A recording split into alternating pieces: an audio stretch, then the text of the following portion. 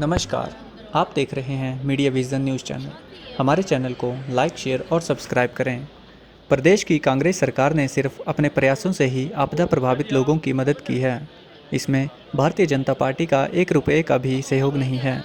लेकिन हैरत की बात है कि प्रदेश के भाजपा सांसदों ने आपदा पर केंद्र से कोई विशेष पैकेज में सहयोग करना तो दूर, ऐसे वक्त में भी राजनीति करने से बाज नहीं आए, जो बेहद ही दुर्भाग्यपूर्ण है। यह बात हिमाचल प्रदेश के मुख्यमंत्री सुखविंदर सिंह सुक्खू ने हमीरपुर के गांधी चौक पर आपदा प्रभावित लोगों के लिए राहत राशि वितरण कार्यक्रम के दौरान अपने संबोधन में कही।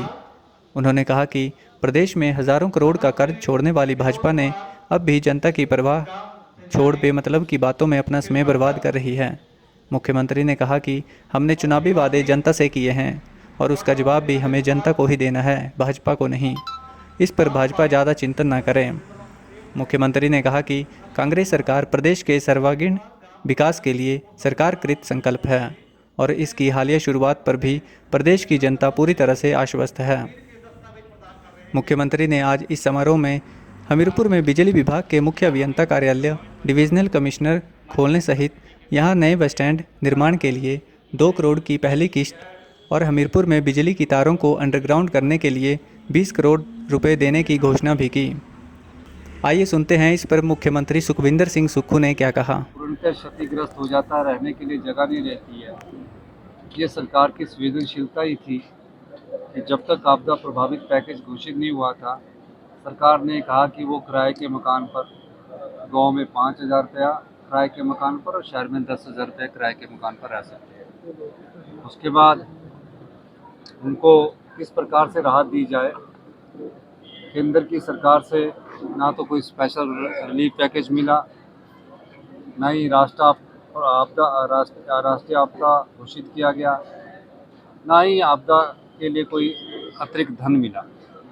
सरकार ने अपने संसाधनों से नियमों को बदलकर आपदा प्रभावित परिवारों की मदद की है।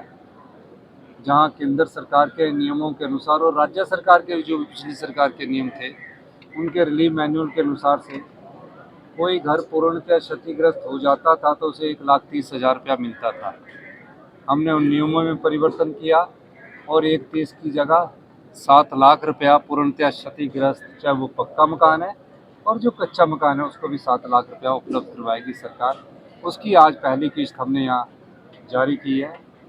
और जो आंशिक रूप से टूटे हुए घर थे, उनको केंद्रीय नियमों के अनुसार, राज्य के नियमों के अनुसार 4,000 रुपये मिलता था, हमने उसको बढ़ाकर भी 1,00,000 रुपया किया। तो इन सब दृष्टिकोण से आज खुशी इस बात की कि उनके पास आज पहली किस्त के तौर पर पैसा पहुंचा है।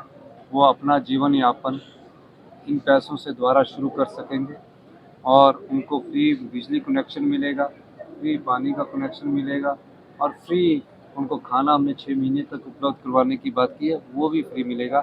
यही सरकार की संवेदनशीलता होती है। सर बहुत सी जगहों पे की शिकायतें आ रही हैं, जो प्रेस मालिक है वो जो है जो अभी प्रेस खुले हैं, तो सर मनमानी रेट वसूल कर रहे हैं, तो उसके लिए नहीं, ऐसी कोई, मेरा ये मानना है कि सिर्फ रोडी की जरूरत ही रहता तो खुला हुआ था, तो ये कोई ऐसी बड़ी बात नहीं है। अब तो क्रैशर खुल गए हैं और जिनके कागज पत्तर पूरे होंगे और भी खुल जाएंगे। सर अनुराग ठाकुर का कहना था तो कहीं ना कहीं इसमें भी भ्रष्टाचार की बू आ रही है कि कुछ लिमिटेड्स को खोला गया है, कहीं ना कहीं जिनके कागज वगैरह। भ्रष्टाचार तो पिछली 5 साल की सरकार से पूछना चाहिए उन्हें कि हमारी सरकार के समय तो कोई खुला नहीं है। हमारी सरकार के समय तो जो खुले हैं उनसे कंसेंट ऑफ ऑपरेशन भी उनकी पूरी है, माइनिंग प्लान भी पूरा है और लीज भी पूरी है। तो जो अगर उनको ऐसा लगता है कि कहीं ऐसा है तो उसकी सूचना वो संसद सदस्य है तो वो मुझे पत्र लिखकर दे सकते हैं। सर मंत्रिमंडल विस्तार में कितना इंतजार है? मंत्रिमंडल विस्तार का कोई ज़्यादा देर इंतजार करना नहीं पड़ेगा, क्योंकि अभी मेरे को लगता है कि 5 राज्यों के चुनाव हैं। उस 5 राज्यों के चुनाव के बाद आगे देखते हैं कि हाईकमांड क्या निर्णय लेगा। सर जयराम का बयान आया है कि जो आपके समय का यह कानून बनाया, हमने कोई अमेंडमेंट नहीं लाई है, कोई अमेंडमेंट। इसलिए ही तो मैं कह रहा हूँ कि जनता को ठगते रहे हैं। पर अब मैं ये जानना चाहता हूँ कि जो वोटिंग राइट है वो तो एक्ट में आप ही ने रखा हुआ है। हमने तो उसको इम्प्लीमेंट करने की बात की, कोई अमेंडमेंट लाई उसे, जब उसमें ऑलरेडी है तो हमने बोला उसको इम्प्लीमेंट कीजिए। सर लोकसभा में चुनाव आने वाला है, भाजपा के प्रत्याशी की बैठकों में भाजपा की अनुराग ठाकुर का नाम आ रहा है, कांग्रेस का प्रत्याशी कब तक घोषित होगा?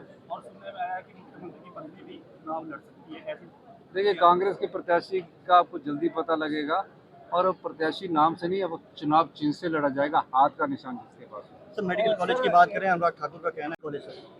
मेडिकल कॉलेज तो हमारा बनाया हुआ है, हमारे कारण ही वो कंप्लीट हुआ है, हमारे कारण ही उसमें पैसा आया है।